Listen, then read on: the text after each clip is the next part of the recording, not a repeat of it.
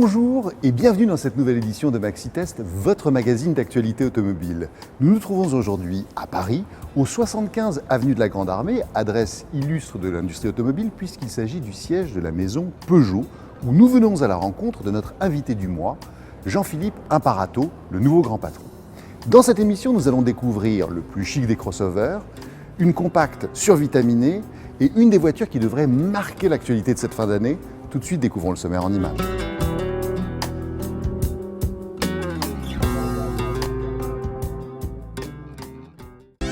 Dans cette édition de MaxiTest, nous prendrons le volant du nouveau SUV de Mercedes, le GLC Coupé, le surprenant nouveau Peugeot 3008, sans oublier bien sûr l'incontournable rubrique News, et enfin une interview exclusive du nouveau président de Peugeot Automobile, Jean-Philippe Imparato. C'est probablement un des crossovers les plus luxueux du moment. Direction la frontière franco-italienne pour la découverte du GLC Coupé.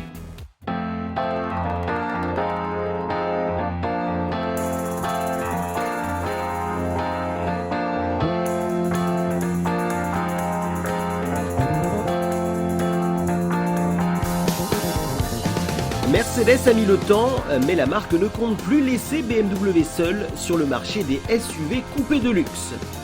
GLE face à X6 et maintenant le X4 va devoir affronter le tout nouveau GLC Coupé. Même combat et même recette, on prend la version normale du modèle, on dynamise son look et hop, le tour est joué. Et pour le tester, il fallait un environnement à la hauteur de son standing, alors direction l'Italie et la vallée d'Aoste.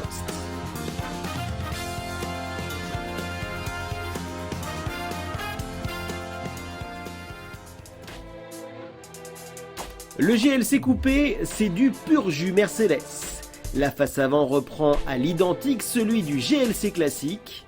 Feu à LED, calandre avec étoiles surdimensionnées et lignes tendues, on navigue exactement dans le design en vogue en ce moment à Stuttgart. Sauf que là, le profil est beaucoup plus élancé. La surface vitrée réduite et le haillon très incliné. Mercedes applique donc parfaitement les codes de ce segment de niche. L'arrière massif ne manque pas non plus d'élégance, mais on le confondra assez facilement avec celui de son grand frère, le GLE Coupé.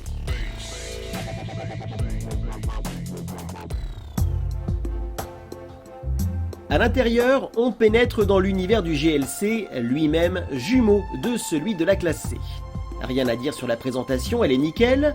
La console moderne ne compte que quelques boutons. La finition frôle l'excellence. Face à soi, deux gros compteurs, un écran couleur au milieu. La grosse tablette non tactile trône au-dessus de la console. Il fait le plein d'équipements, avec même la navigation de série. Évidemment, on se sent bien plus confiné que dans le GLC normal. La visibilité vers l'arrière s'en ressent, mais on est parfaitement installé à bord. Sauf pour les plus grands à l'arrière. Côté coffre, comptez 500 litres en n'oubliant pas les rangements sous le plancher du coffre.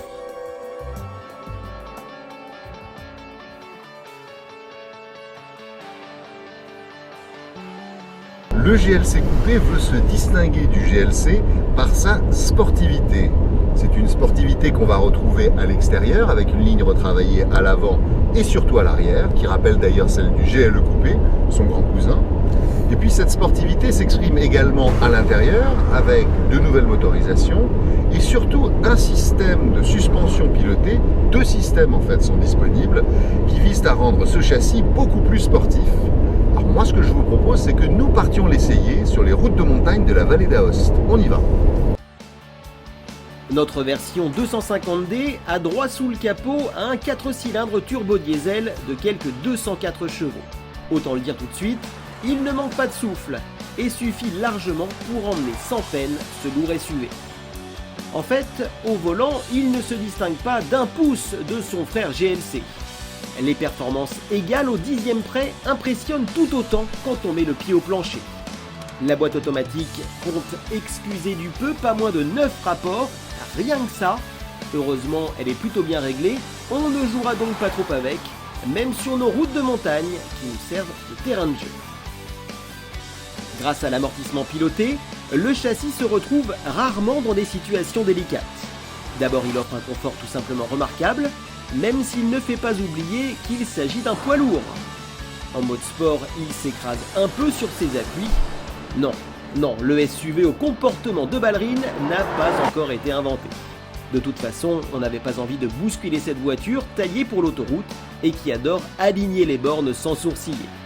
Avec ses nombreuses aides à la conduite, le GLC Coupé assure les liaisons en toute quiétude sans se fatiguer, ce qu'apprécieront bien évidemment en premier ses propriétaires avec la sécurité de la transmission intégrale en plus. Eh bien, c'est un pari réussi pour le GLC Coupé puisque on a vu que même sur les petites épingles de montagne, il se défendait très bien avec un comportement routier parfaitement sain. Notre motorisation, c'était le 350 diesel de 280 chevaux qui s'illustre une fois de plus par sa frugalité, même en route de montagne. Et puis, il faut reconnaître qu'avec les différents modes de conduite proposés par le Drive Select, économie, confort, sport et surtout Sport Plus, on se retrouve avec un véhicule profondément typé sportif et dont le comportement, même sur chaussées dégradées et même sur des routes de montagne, est absolument parfait. C'est une auto qui saura trouver son public parce qu'elle rappelle l'élégance du GLE sans en avoir la carrure si imposante et qui lui permet donc de trouver son public pour un usage mixte, urbain et routier. Soyez rassurés, il coûte cher comme on l'attend d'un véhicule Mercedes, dès 53 000 €. Notre facture dépasse allègrement les 60 000 € avec ces quelques options. En face, BMW ne s'affiche pas vraiment meilleur marché, il n'est donc plus seul car son concurrent à l'étoile affiche des prestations tout aussi convaincantes. Tout de suite, on retrouve les nouvelles qui ont marqué l'actualité automobile du mois. 1 072 697, le nombre de personnes qui ont passé l'entrée du parc des expositions de la Porte de Versailles pour admirer les nouveautés automobiles de l'édition 2016 du Mondial. Un chiffre de fréquentation en baisse par rapport à l'édition précédente qui avait compté 1,25 million de visiteurs. D'après Jean-Claude Giraud, le commissaire général, cela s'explique notamment à cause de la menace terroriste. On notait aussi l'absence notable de certains noms comme Ford ou Mazda, peut-être un tort car les commandes ont battu des records sur les stands. Aujourd'hui, Mercedes navigue en tête des berlines familiales premium innovantes avec sa nouvelle classe E. En attendant Audi et sa nouvelle A6, c'est d'abord BMW qui lance la riposte, avec l'inédite Série 5. Cette véritable Série 7 en réduction reprend toutes les innovations technologiques de sa grande sœur et entend bien tenir la dragée haute à ses concurrentes éternelles. On se demande pourquoi Toyota fut longtemps si seul sur le marché des compacts hybrides. Hyundai vient se mêler à la bagarre avec la toute nouvelle Ioniq. Monsieur Vincent Bernard, directeur du marketing, nous en dit d'ailleurs plus sur ce modèle aux écologiques. Ioniq apporte donc sur le marché une véritable nouveauté puisque c'est le seul véhicule à proposer ces trois types de motorisation. Et puis elle apporte un plaisir de conduire sans compromis avec des consommations de CO2 particulièrement basses, une boîte de vitesse DCT 6 rapports qui représente un véritable agrément de conduire. Le véhicule électrique, quant à lui, apporte également une nouveauté avec ce plaisir de conduire aussi bien à l'accélération qu'à la décélération, avec des palettes qui sont situées au volant, qui procurent au consommateur une véritable différenciation dans sa façon d'utiliser le produit automobile. Le public a pu découvrir la 10e génération de Honda Civic sur son stand lors du Mondial de l'automobile. Elle affiche toujours un look aussi sportif, encore plus qu'auparavant d'ailleurs. Avec ses 4,50 m de longueur, elle sera l'une des compacts les plus difficiles à stationner. Pour l'instant, elle n'est disponible à la commande qu'avec deux moteurs essence de 129 et 182 chevaux. Sa commercialisation interviendra dès le début de l'année prochaine pour des tarifs allant de 22 900 à 30 300 € en attendant la Type R. Et voici la nouvelle génération de Nissan Micra. Oubliez sa bouille rondouillarde, la citadine japonaise change du tout au tout et repose désormais sur une plateforme de Renault Clio, optimisée par le constructeur nippon. Derrière ce look moderne ultra dynamique se cache un intérieur à la présentation et la qualité perçue supérieure à celle de la française. Elle adopte aussi des équipements dernier cri dignes du segment supérieur. Elle sera assemblée en France sur les chaînes de l'usine Renault de Flins. Et bien sûr, ne ratez pas sur notre site préféré, le blogauto.com, les essais ce mois-ci des 2 nouveautés françaises majeures, le Peugeot 3008 et la Citroën C3, toutes 2 passées au crible. Et puis nous prendrons l'air au volant de la Volkswagen Coccinelle Dune, histoire de prolonger l'été sur les routes de Corse. Enfin, on invite aussi à prendre connaissance de nos impressions au volant de l'inédit Audi Q2, son premier crossover compact.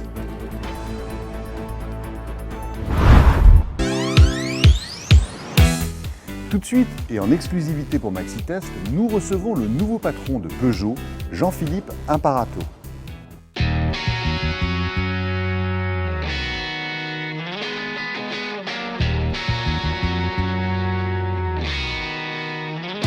Alors vous avez un profil qui est très international puisque vous avez exercé des responsabilités en Chine et en Amérique latine. En quoi vous pensez que ça peut vous aider pour vos nouvelles responsabilités? Ça va m'aider dans la compréhension de ce que signifie le client hors d'Europe pour la marque Peugeot, parce que tout ce qu'on veut, c'est que l'ensemble de nos développements soient tirés par le client final. Donc comme j'ai vécu un petit peu en Amérique du Sud, comme j'avais vécu avant de rentrer dans le groupe d'ailleurs en Afrique du Nord et puis en Chine, ça me donne une espèce de kaléidoscope d'attentes clients qui sont extrêmement intéressantes pour faire ce qu'on doit faire, c'est-à-dire faire au moins la moitié de nos ventes en dehors d'Europe. C'est ça le défi qu'on se fixe, pour lequel on sera bien servi par la gamme actuelle, évidemment, mais c'est ça l'idée. Alors si je peux injecter ce que j'ai appris hors d'Europe dans nos développements, ce sera intéressant. Avec la fin du RCZ, vous vous retrouvez sans coupé, un type de carrosserie qui a pourtant porté chance à la marque Peugeot. Est-ce que cette situation s'avère transitoire? Alors, je ne dirais pas provisoire, parce que dans ce qui constitue notre corps modèle stratégie, nous avons 12 véhicules particuliers et on veut en lancer un par an et par région dans le monde. Donc vous voyez le volume de lancement que ça signifie, qui est assez spectaculaire.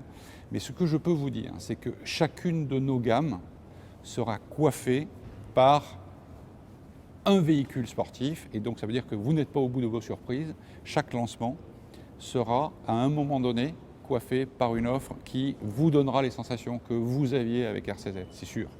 Le marché du cabriolet n'est certes pas brillant, mais il a été revitalisé en son temps par les CC. Est-ce qu'on a une chance de les revoir au sein des gammes Peugeot? Alors, pas à court terme, pour être très direct et très transparent avec vous. Pourquoi? Parce que le marché du cabriolet s'est écroulé, tout simplement en Europe, et que je préfère privilégier des développements qui vous permettent d'avoir des voitures dont le contenu produit et dont le contenu monté en gamme est supérieur à ce que je pourrais vous donner si je mettais de l'argent dans des opérations de type CC.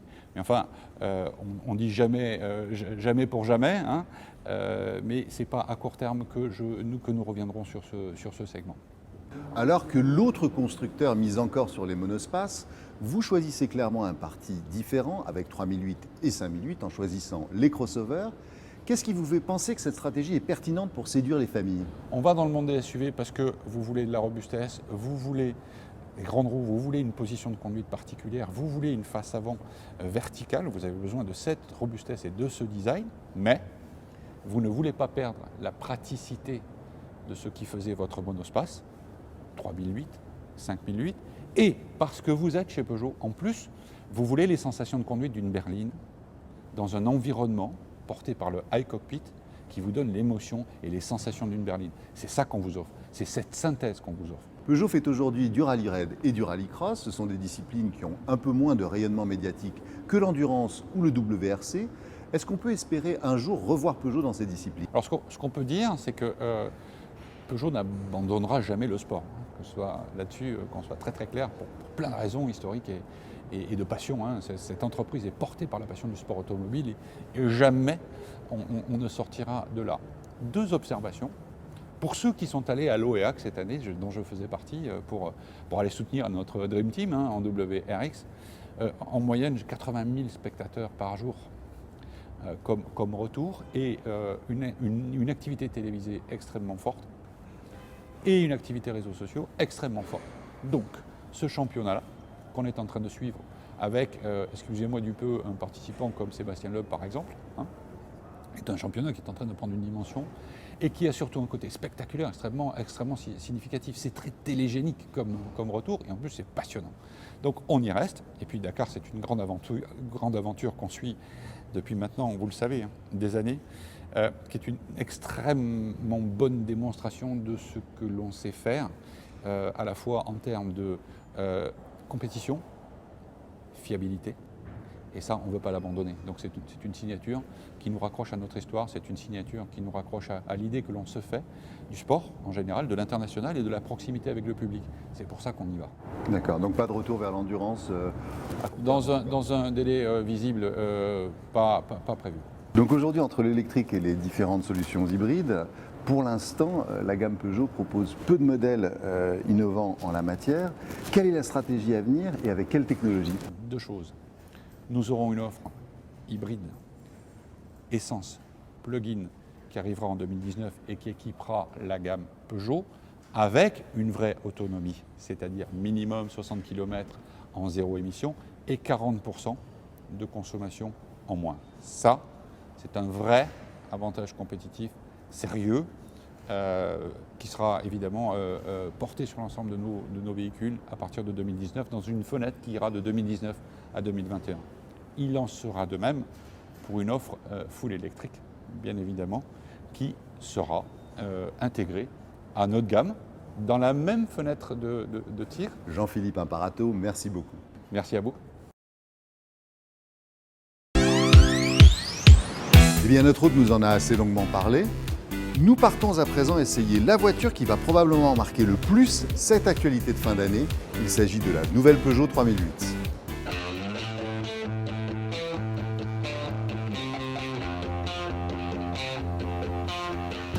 La mue de Peugeot continue. La marque fait monter en gamme chacun de ses nouveaux modèles et son icône du moment, c'est la dernière génération de 3008, complètement repensée, plus SUV que jamais. Look à couper le souffle et prestations en hausse à tous les niveaux, il n'a qu'une seule ambition, faire mieux que son prédécesseur, vendu à quelques 750 000 exemplaires.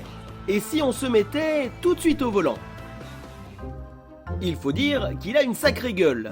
Face à lui, on s'attend à ce qu'il dévore tout ce qui se présente sur son passage, à commencer bien sûr par l'asphalte. Avec son énorme calandre, il se montre aussi bien plus statutaire.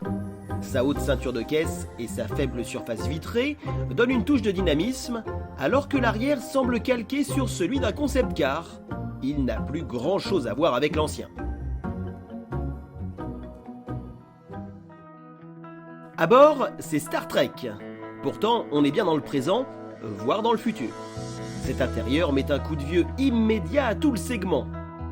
On craque sur cette planche de bord façon cockpit de vaisseau avec ses deux écrans couleurs.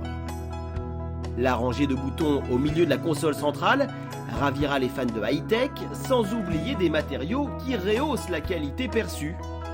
On se sent bien installé avec de la place, à l'avant comme à l'arrière, prêt à avaler les kilomètres avec le smartphone connecté à la voiture. D'ailleurs, question équipement, c'est vraiment complet.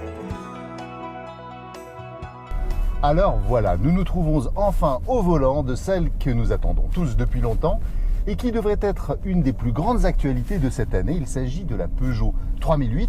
Alors ça fait un certain nombre d'années qu'on assiste à une véritable rédemption du côté du lion de Sochaux. Il y a eu la 208, la 308, mais la 3008 attaque un segment particulier puisqu'il s'agit du premier crossover que lance la marque au Lyon. Pour l'essayer, je vais vous amener entre Émilie-Romagne et Toscagne dans le cadre d'un road trip où on va passer quelques montagnes sympathiques. C'est parti!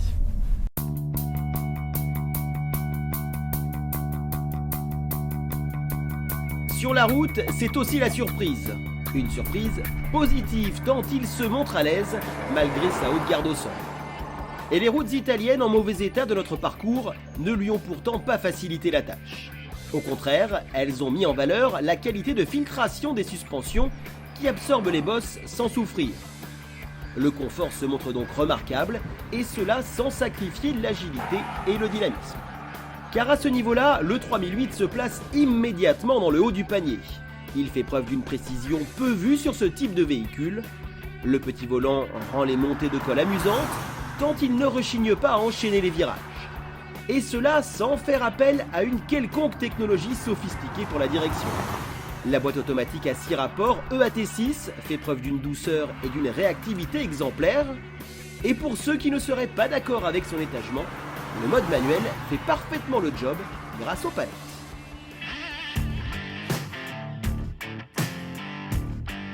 Et puisqu'il s'agit d'un SUV, nous n'avons pas hésité à le sortir de la route pour se rendre sur des chemins un peu hostiles. Évidemment, sa hauteur lui permet d'effacer les trous sans coup férir. On peut même se permettre de mettre de la vitesse et partir exploiter certains coins de collines qu'il serait difficile d'atteindre en berline classique. D'ailleurs, pour ceux qui voudraient aller encore plus loin, Peugeot reconduit le grip control. Il ne s'agit toujours pas d'une transmission intégrale, et on nous dit pourquoi. Alors c'est un choix qu'on assume complètement. Chez nos concurrents, le 4x4, il est obligatoire dans les versions haut de gamme et il pénalise en fait la masse, la consommation et l'agrément de conduite. Or, la plupart de nos clients ne l'utilisent pas. Donc clairement, nous, on n'a pas voulu pénaliser nos versions haut de gamme avec une version 4x4 mécanique qu'on juge un peu lourd. En revanche, effectivement, on propose cette option grip control sur tous les niveaux et les moteurs de la voiture qui, pour le coup, ne pénalise pas la masse et qui vous permet de faire à peu près 95% des situations qu'on peut rencontrer avec un 4x4 mécanique classique. Question performance, sous notre capot rugit un 1,6 litre THP de 165 chevaux. Il se révèle être un bon compagnon de route. Il n'a pas la puissance des meilleurs concurrents du marché, mais il suffit largement pour amener sereinement les quelques 1,3 tonne de notre modèle. Avec 2 passagers à bord et l'équivalent d'un 3e en matériel, les collines de Toscane ne l'ont jamais vraiment mis en difficulté. Quel autre type de motorisation accompagneront ces belles prestations routières dans le futur? Réponse tout de suite. Clairement, le groupe travaille sur une chaîne de traction plug-in hybride essence. La nouvelle 3008, bien sûr, portera cette chaîne de traction à partir de 2019. Alors au terme de cet essai, on peut dire que la Peugeot 3008 est une voiture qui tient toutes ses promesses, que ce soit en termes de comportement routier, d'agrément, puisqu'elle est particulièrement bien insonorisée, mais aussi de frugalité, puisque malgré les routes montagneuses, j'ai eu du mal à dépasser les 8 litres pour une consommation donnée entre 6 et 7 litres en cycle urbain. Gageons que c'est une voiture qui saura trouver son public. Pour un modèle bien équipé, ressemblant à ce qui devrait faire le gros des commandes, il faudra débourser une somme d'environ 30 000 €, ce qui le rend compétitif face aux meilleurs du marché. Après l'avoir conduit, on se dit qu'il devrait rapidement s'envoler vers les sommets des ventes. Le contraire serait en tout cas surprenant. Et bien voilà, cette émission touche désormais à sa fin. Nous quittons donc Paris, l'avenue de la Grande Armée, pour vous donner rendez-vous le mois prochain pour Maxi Test et à bientôt sur l'antenne de Motors TV.